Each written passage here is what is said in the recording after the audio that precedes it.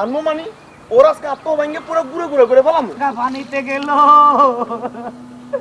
আমার 50 টাকা পানিতে গেল, কান্নার শব্দ শুনে আমার 50 টাকা পানিতে গেল, আমার 50 টাকা পানিতে গেল, চল।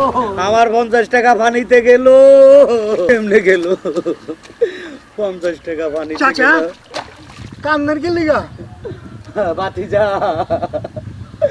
আমার 50 টাকা পানিতে গেল।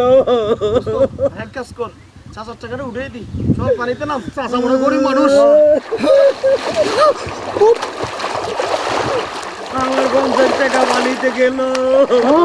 মনে খুচরা টাকা ফেলাইলো কিভাবে? আমার 50 টাকা পানিতে গেল। আমার 50 টাকা পানিতে পাইছস? গেল। আমার কি হইলো? আমার 50 টাকা পানিতে গেল।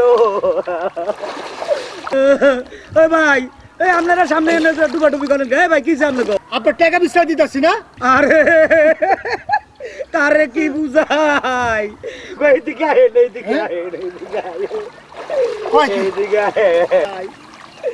আপনারা তো ঘটনা বুঝেন নাই। কইলে তো বুঝুম। ঘটনা হইলো 3 বছর আগে আমি একটা গেঞ্জি কিনছিলাম।